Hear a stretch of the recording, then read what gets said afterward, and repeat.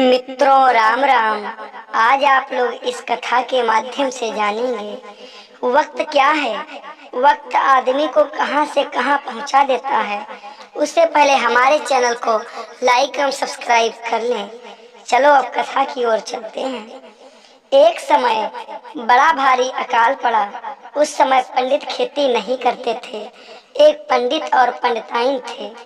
पंडित ने कहा कि पंडितानी चलो कहीं दूसरी जगह कोई काम धंधा देखेंगे, पेट पालेंगे, समय बदलेगा तो फिर अपनी जगह आ जाएंगे। दोनों जने घर से चल दिए। दूसरे नगर में पहुंचे तो वहां एक सेठ के घर गए और बोले कि हमें एक कमरा किराए पर दे दो। उस समय 2 आने 4 आने पर कमरा मिल जाता था। अगर वो कह देते कि मैं ब्राह्मण हूँ तो सेठ उनसे किराया भी न लेता। पंडित ने 4 आने पर कमरा ले लिया। दूसरे दिन पंडित ने पंडिताइन से कहा कि मैं जा रहा हूँ धंधे की तलाश में, जो भी काम मिले करूँगा।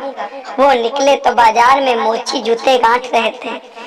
वो खड़े देखते रहे और सोचा कि मैं भी यही काम कर लूं तो कमाई हो जाएगी। उन्होंने मोची से पूछा कि ये सामान कहाँ मिलता है।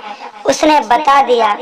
वो उस दुकान पर गए और दुकानदार से बोले कि मुझे जूते गांठने का सारे सामान दे दो। दिन में जो कमाई होगी मैं शाम को तुम्हें इसका पैसा दे दूंगा।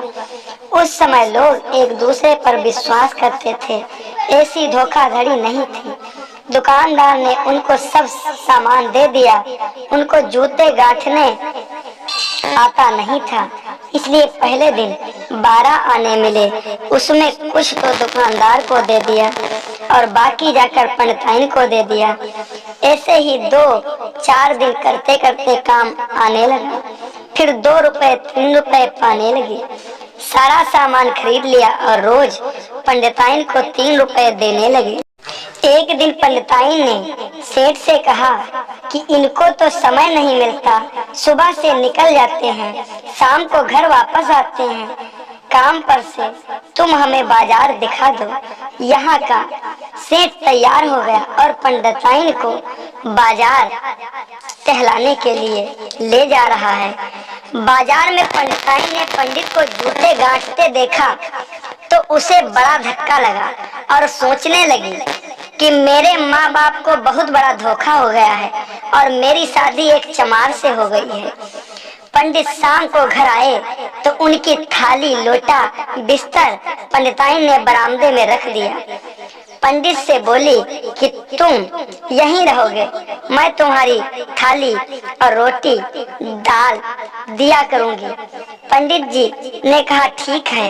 वो समझ गए कि इसको कुछ मालूम हो गया है कि मैं जूते गांठता हूँ। पंडिताइन के मैके में भी भयंकर अकाल पड़ा तो उसके माँ बाप भी गांव छोड़कर उसी नगर में आ गए। उसका बाप अच्छा ढोलक बजाता था, माँ नाचती थी। दोनों ने यही धंधा शुरू कर दिया। उनकी बड़ी शोहरत हुई। एक दिन पंडिताइन के मोहल्ले में उसके माँ बाप नाचने गाने लगे। पंडिताइन देखने गई और अपने माँ बाप को देखा तो एकदम सन्न रह गई। घर आकर उसने पंडित का सारा सामान घर में रख लिया और शाम को जब पंडित जी घर आए तो बोली कि तुम पहले की तरह से घर में रहोगे। पंडित समझ गए कि इसने अपने माँ बाप को कहीं देख लिया। पंडित ने कहा कि देख पंडिताइन, मैं भी सच्चा पंडित हूँ और तेरे माँ बाप भी सच्चे पंडित हैं और समय की मार ने हमें जूता गांठने पर मजबूर कर दिया और तुम्हारे माँ बाप को नाचने पर मजबूर कर दिया। जो काम मिला है उसे करके ही तो किया है।